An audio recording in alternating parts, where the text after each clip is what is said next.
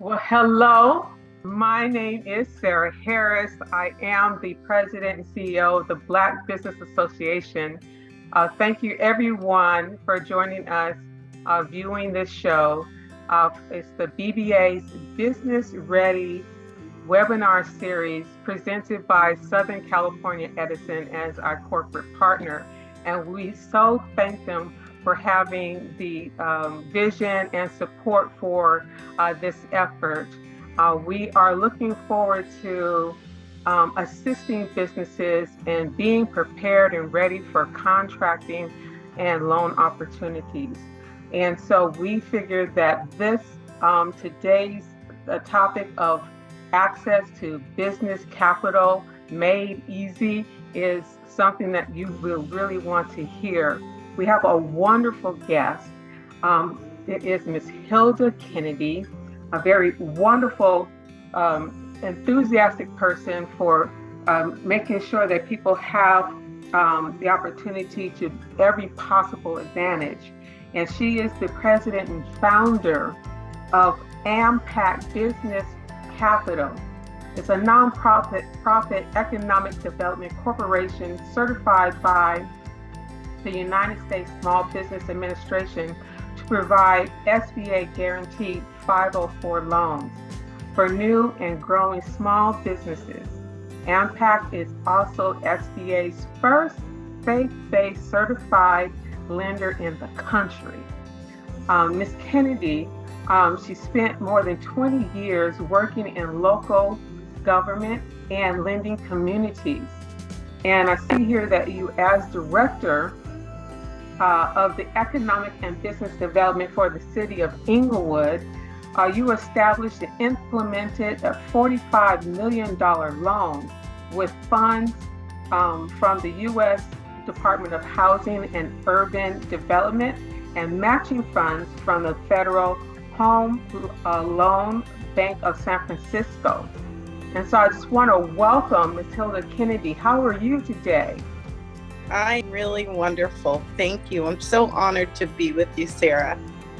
Thank you for joining me and everything. And we are looking forward to great information that you'll be able to provide. And as I was mentioning, regarding the lending that you did, the efforts of getting $45 million plus loan funds for the city of Inglewood, you made a transition from there to the Inland Empire. And what propelled you to do that? Well, it's actually really personal. I'm a mother of 4 children, and so I'm driven by that. I live in the Inland Empire, and I was commuting to the city of Inglewood, and I love the city of Inglewood. I love the work that we were doing in the city of Inglewood.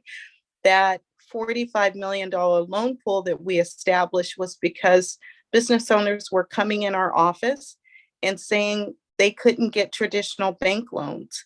And so we said, we've got to create our own for our own community. And that really propelled me in thinking about, from a colleague, a dear colleague who recently passed away, to establish our own lending company that would allow us to be able to make decisions to get capital to small businesses. But really what drove me to that decision was my 9-year-old son, after volunteering in his classroom and realizing my commuting schedule was causing me to miss critical development years of his life. My heart was broken. I ran home. I had to write my resignation. Really gut-wrenching time, but the best decision for him, for us, and for starting it. Wow. And you know, as most entrepreneurs, especially for the micro enterprises where we have a lot of juggling and a lot of responsibilities, I personally can tell you how I understand that kind of heart gut-wrenching decision. And I know that you were happy you made it, because guess what? It led you to also founding AMPAC. which was before Tri-City. It was Tri-City, I believe, and then now it's Business Capital. And so with that, also, it's a faith-based lender. So what was the catalyst for that? What I can understand why, but in terms of in the space for lending and serving small businesses, what led you to start the first one in the country? Yeah, thank you for that question. And Sarah, you were there from the beginning of our journey. In fact, you did an article on us, and I have that article in my office today, Yay! on a plaque. So I was really looking forward to thanking you for that. But faith-based is very personal to us. So when we started writing and researching our application to become a partner of the U.S. Small Business Administration, the president at that time, George Bush, had issued an executive order to all federal departments to look for opportunities where the faith-based community could get involved in solving some of the social ills that are happening in our society. That resonated for me because of my personal relationship with the faith-based community. My husband is a senior pastor of a local church.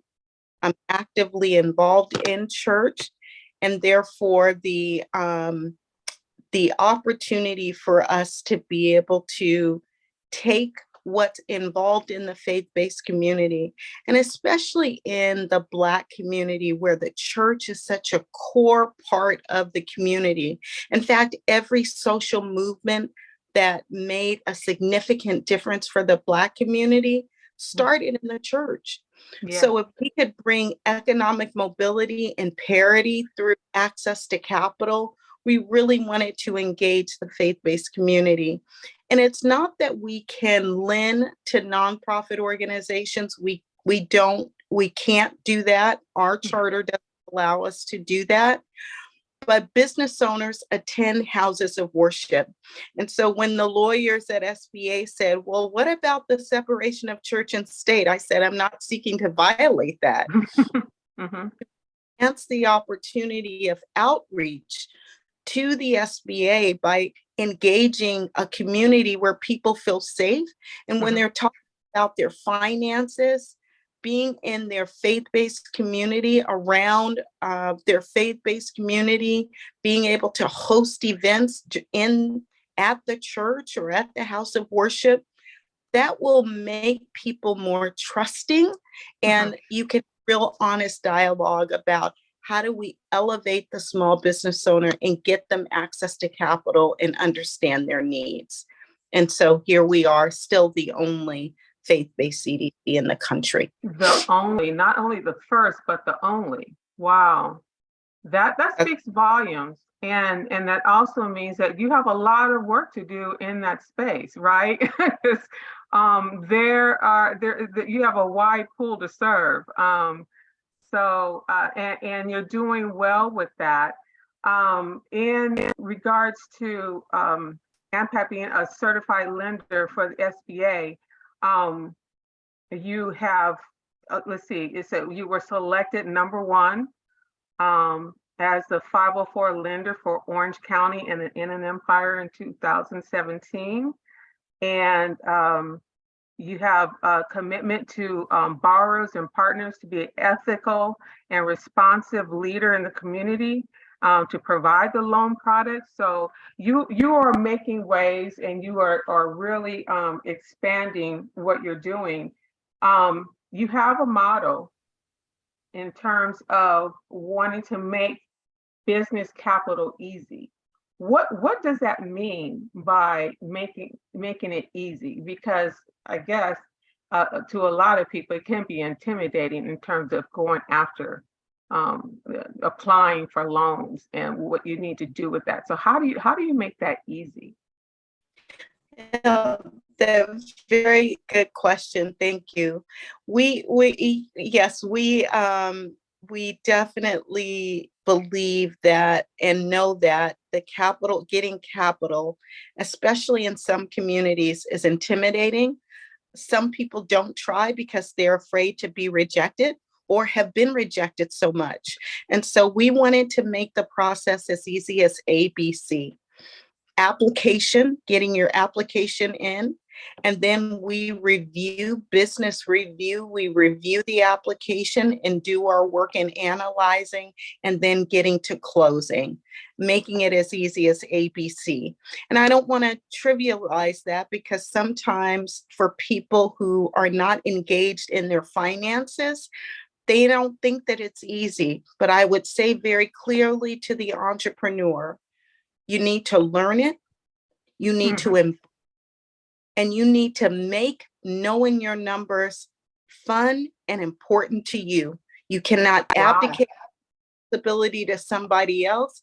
As a leader, as an entrepreneur, as the owner, it is your responsibility to know enough to be dangerous, to know enough that people can't take from you, to know enough that you can explain why you want capital to grow your business and how that capital is going to help you generate revenue and generate a profit. It's really important. I love that, because really it becomes like second thought. It's ingrained, it becomes ingrained within you, and it's not something that you really need to think about. It's just another part of your day of getting up, brushing your teeth, putting on your clothes, kind That's of a right. thing. I love that. So you really need to be one-on-one with your numbers, right? Got I that love that. right. And you know, because a lot of things is in terms of how you approach it, or how you can equivocate or compare something with something else to make you understand and have that light bulb to click. Oh, that's what this means. And so for me, that was a revelation in terms of really just being married with your numbers, knowing intimately what your numbers are, Right. because that affects you. I mean, the bottom line is your bottom line, right? Listen, every day. And you need to know your bottom line every day. You need to not wait until the end of the year and start pulling out shoe boxes full of receipts. You need to know what's going on in your business and in your numbers. That W.E.B. Du Bois wrote, read numbers like you're reading a book and enjoy what you're reading. You really need to know your numbers such that when you read them, you understand what they're saying. What are they speaking to you about your business, about this opportunity? It's important.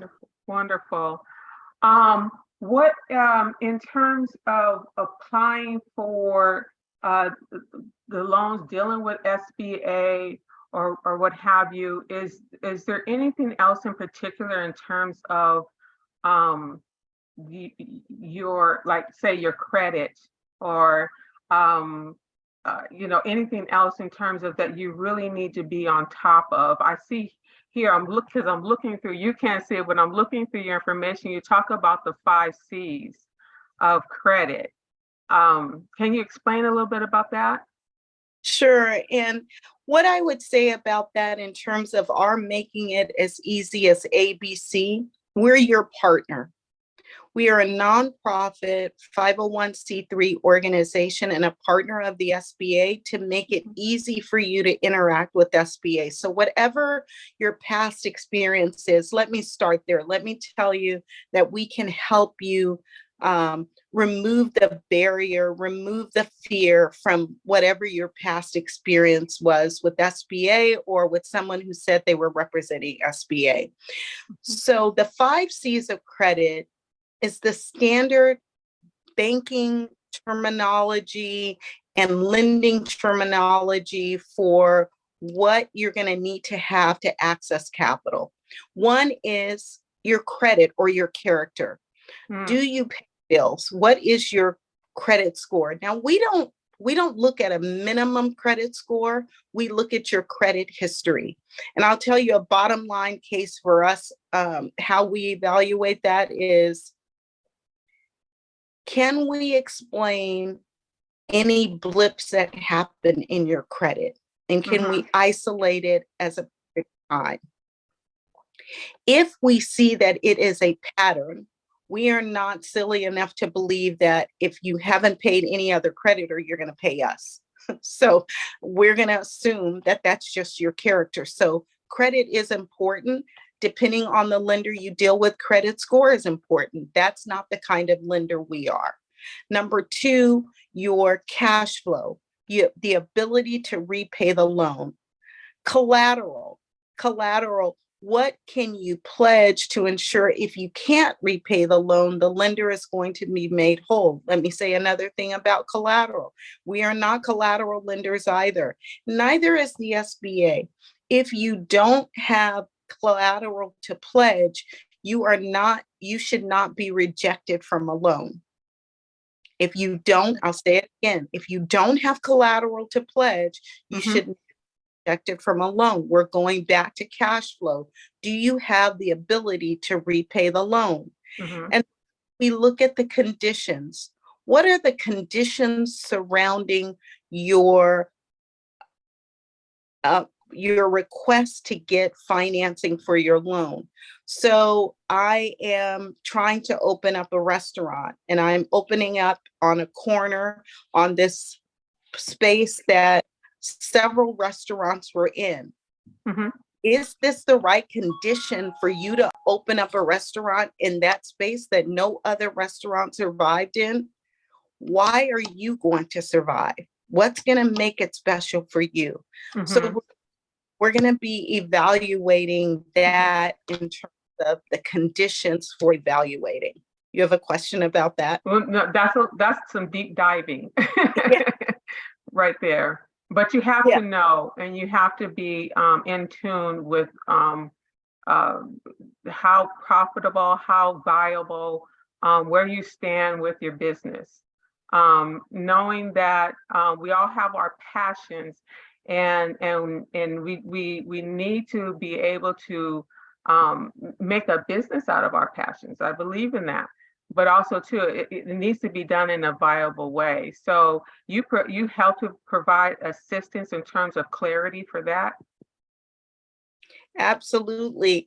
And sometimes it's not now, right? It's not no, it's just not now. Not what now. Things do we need to do to help you get ready for the future? Because we can look at your projection, think about how in the future, what do you need to do to prepare? Do you need additional coaching or technical assistance? Do you need to get a financial coach to help you to really see where you're making money? Are your price points correct? It may be just not now. Do you need training that we can put you in so that we get to the now in 6 months? Right. Yeah, I was speaking with somebody else in terms of if you know that you're going to eventually need to seek a loan, or with anything that you know that eventually you need to reach out to, like a partner or collaborate with somebody or something, you need to prepare now to be able to get the loan then, or to be paired up and with collaboration or whatever it is in life. So prepare now, be forward thinking on what you will need to do. Also part of your mission, and what you see that you want is to help businesses to scale. What are some points about scaling your business? Yeah, thank you so much for that question. And I think it's so important as you're sponsored by Southern California Edison, right? And being able to position businesses to get contracts with the Edison, how exciting that is. But preparing is so very critical. What we like to do to help businesses to scale is we have a program through our entrepreneur ecosystem that we launched last year to called Leap to Launch. It puts business owners in a room. We have a program running now that's 18 months, and then we're launching one that's for 6 months, where we're in a room, a cohort with other entrepreneurs, and we're learning business acumen, entrepreneurial training, and accountability.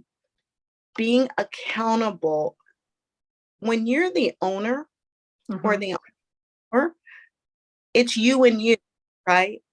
But you need someone to sharpen you and to be accountable to. So this Entrepreneur Leap to Launch program helps to do that. And then we have ongoing training programs to help you to get better every day. So we have an app, Ampac Business Capital, on your Android or iPhone.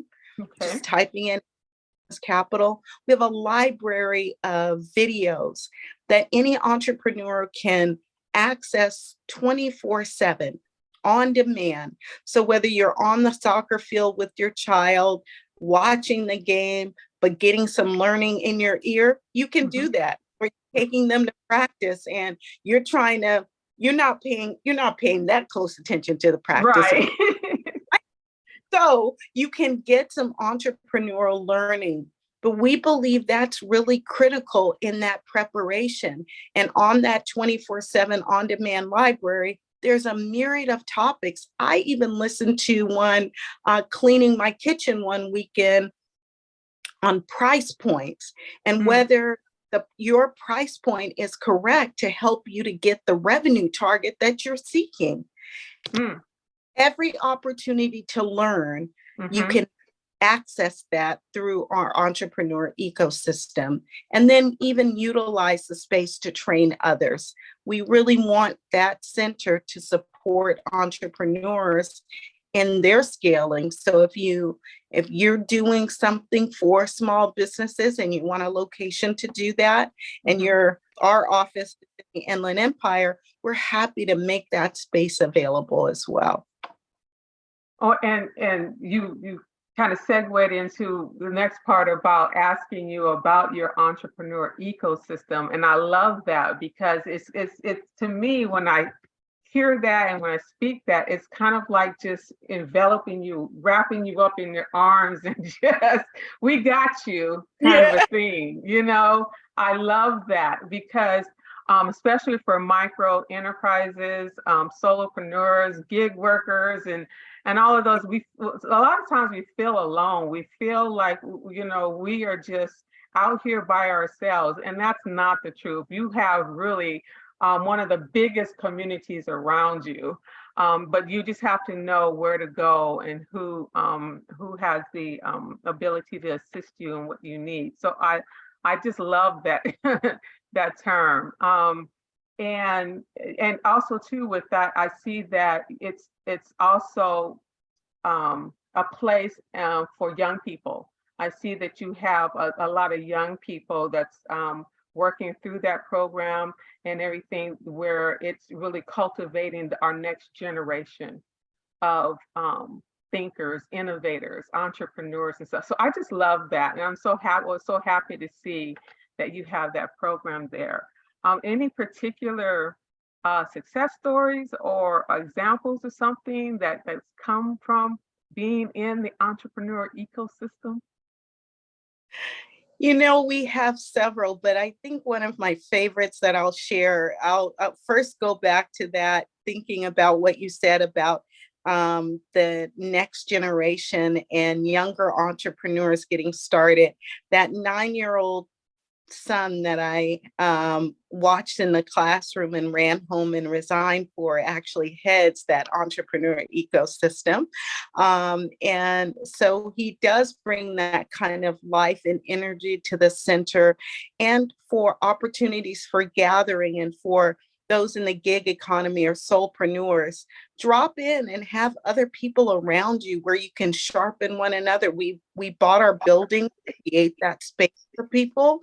So that's available, at least in the Inland Empire. until we can open an office in LA. But anyways, that's future.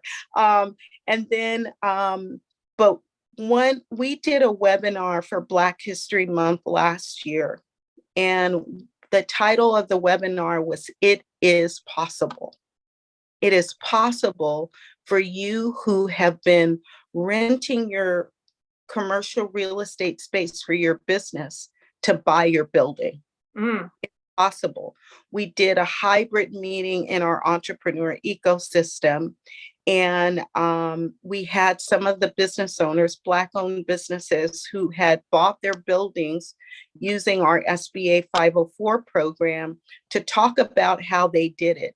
One thing that they all said is, we are first generation entrepreneurs, and we didn't have daddy or mommy or the family trust to be able to support us. Right. We with the hard way, and they shared their story. Well, a person on that webinar was listening. They had a home healthcare business. They listened to that story.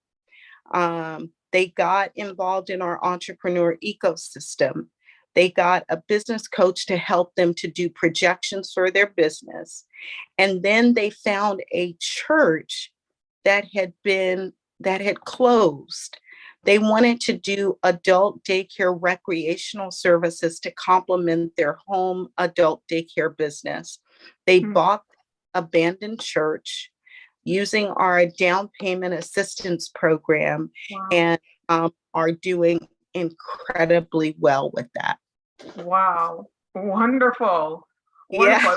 Yeah. And something that you said, so I have two more questions basically. One is when you mentioned about the church, because are there programs for current churches that could be able to convert their facilities to utilize for schools or something? Do you have that for churches?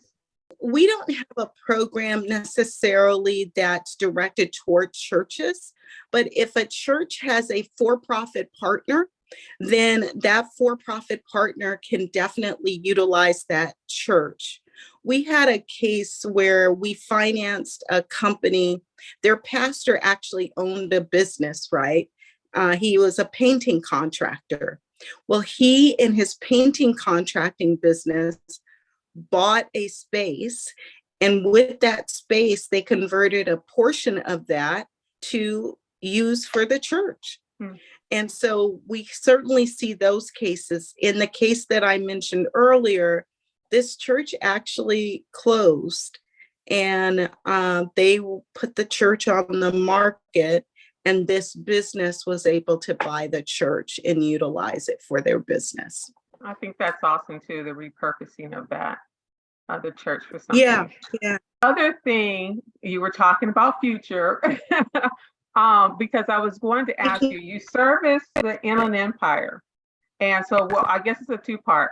One is what areas do you service? And then two, until I don't know when or what the bridge will be or whatever, but like for the Los Angeles County area and stuff, you partner with others because we have an audience from both sectors. So I just want our audience to know in terms of, who they can go to or what you were able to do for them in the Los Angeles area as well.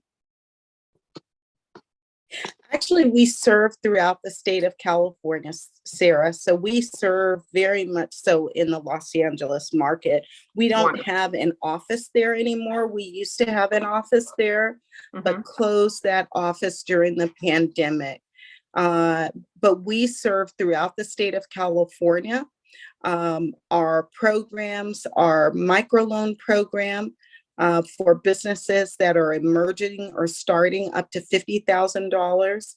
And then we have a program for growing businesses that goes up to $350,000. So our programs serve throughout the state of California, and our microloan program serves businesses that are starting, so up to $50,000. And we have some special programs for targeting Black and Latino owned businesses that incorporate training and success incentives. So for attending training programs, for making timely payments, we will either reduce your monthly interest rate after 12 months, or up to 1.5% over the first 3 years of the loan, or we will provide a grant up to $1,500 for the business owner for successfully paying and for making their monthly payments and for participating in training. And then we have, for growing businesses, working capital up to $350,000. We have a down payment assistance program. So if someone is trying to buy their building, the SBA down payment is 10% versus if you were going to a bank, it would be 25 to 30%. But Yes. we'll do up to $100,000 of that down payment with no payment for the first 12 months. Wow. So that's an opportunity for businesses. We really are trying to urge businesses that are renting to consider ownership. That creates generational wealth. Yes, indeed. And it creates economic parity. And really critical, we have a social impact investor, Sarah, Edwards Life Investment, who gave us investment capital so that we can make that available to create economic parity for Black and Latino owned businesses. And then it's a great program. And then our SBA program, again, both financing and refinancing commercial real estate loans for businesses. So we have a lot of tools in our toolbox that we really want to make a difference for businesses, and like those who are looking for and have contracts with Edison. If you need working capital to support you scaling up, then we have a program that can support you. For that. I love that you mentioned about the importance of, if you're renting, to consider buying, and because it's helping to make that change over. A lot of the push is what's happening is around systems changing the way the systems have been operating, doing things, and we're not seeing the results that we want to see. And this kind of assistance and also forethought of being able to help people to the advantages of paying on time, getting something back for that, and also in the front at the beginning, assistance with even your monthly payments for a deferred time period, and all of those kinds of tools that just really help you to get over the hump and to make it to the point where now you're doing things that have effect for generations. I love that. I love what you're doing. I love the fact that you also had the drive and the passion to do what you needed to do, and also to think about your son, to think about what was needed for him. And see, he came back. He came back. Actually, it turns out that it was one of your best gifts to Impact, right? So yes, right? Yeah. It was just like nail biter at the time, but lo and behold, it was just the biggest blessing you ever had, right? Yeah. God knew. He knew for sure. He knew. Well, much love to you and Impact, and we're looking forward to the BBA to have a relationship and partnership with Impact and continue to support one another.